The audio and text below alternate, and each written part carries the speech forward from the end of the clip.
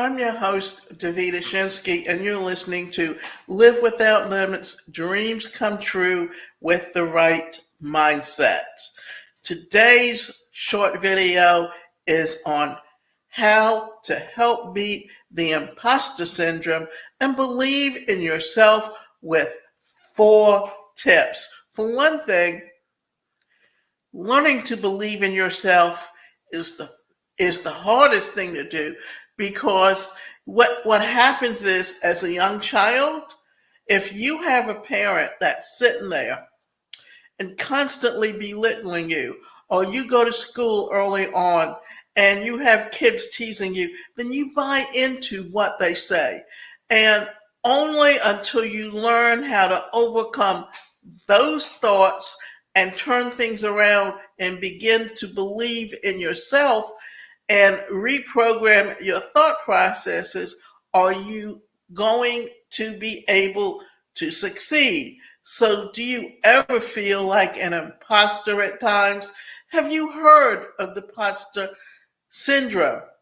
When you receive a compliment about a job well done, do you usually respond and say it was nothing and believe that others could have done it way better than you?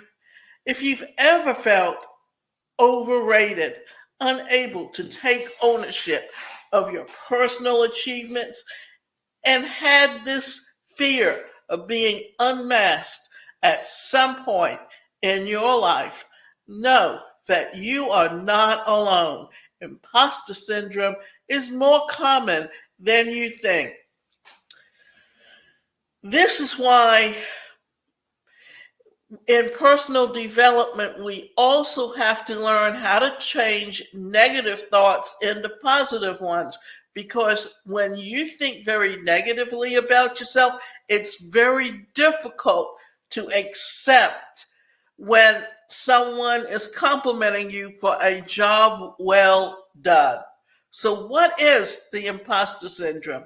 Imposter syndrome is the psychological term describing a negative pattern of behavior when one feels not good enough. In fact, 70% of professionals feel like an imposter in their workplace, according to the International Journal of Behavioral Science. And while it's linked to a variety of causes, the syndrome often originates in childhood. Those who had performance discrepancies were believed to have lower self esteem because their school performances were gauged and viewed differently at home. For grown ups, they find it difficult and challenging to evaluate their performances as adults. This is especially true if they were used to being praised as youngsters.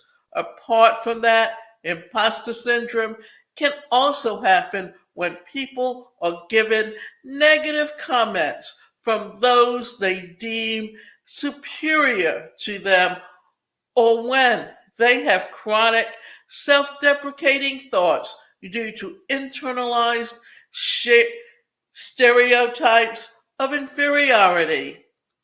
And this is the thing to really understand, just how you control your thought processes and how you can overcome any negative thoughts. A study by KPMG even revealed that 75% of women executives experienced this syndrome in their career at some point. 4 tips to overcoming the imposter syndrome. A lot of folks experience the imposter syndrome from time to time. It's a terrible feeling, and sometimes that holds people back. It can, if you're one of them, fret not, because nothing is set in stone. These tips below will help you keep that little voice inside you.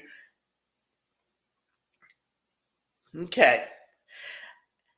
Inside your head, in check, and and beat that crippling and unwanted self-doubt. Deal with issues head on.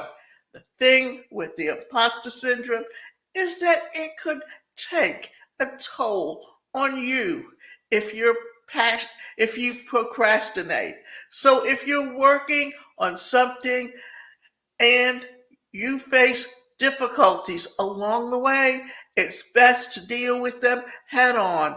Dealing with issues as a later time could backfire, leaving you feeling bad about yourself.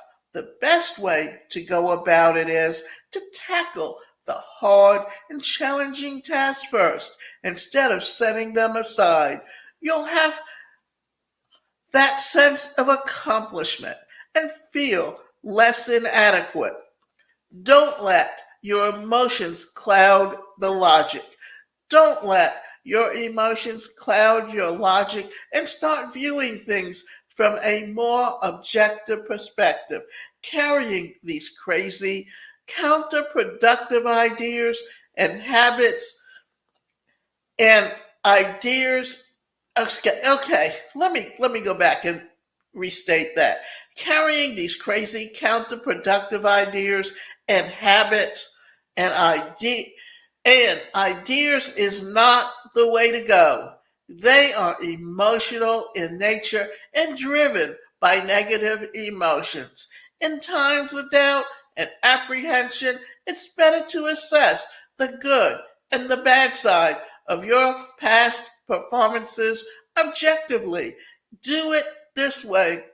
Focusing on the facts can help you to, to make balanced judgments and think and act much better.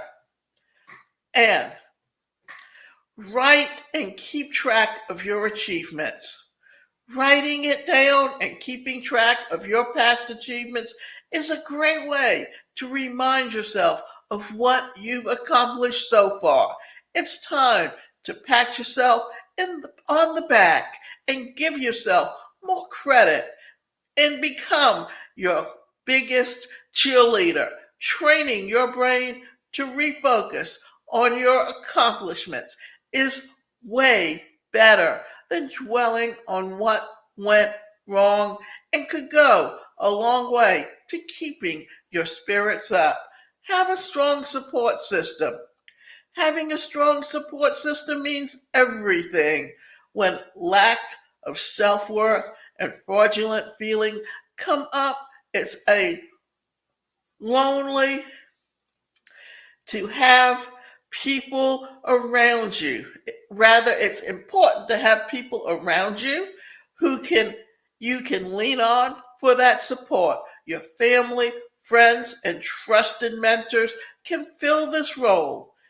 These people will make you feel safe and lift you up when you're feeling down. They also won't invalidate your efforts and prevent you from beating yourself up during bad days. You are good enough. There you have it. These are just some tips to beat the imposter syndrome, although this self-defeating cycle is not easy to overcome and can't be done overnight by any means. Know that it's possible to overcome it, and you're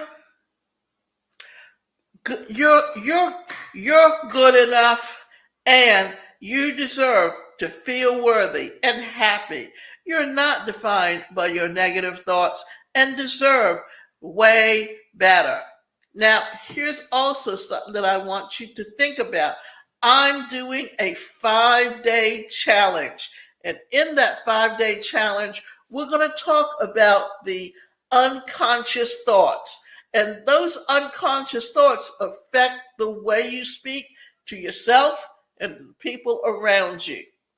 Then we're going to talk about day 2, toxic relationships, because that's where you get those negative messages that you have to turn things around.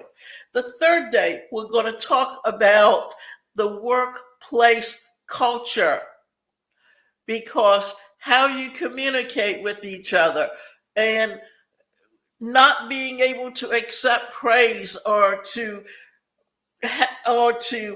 constantly being told how you can't do something, then it creates that imposter syndrome.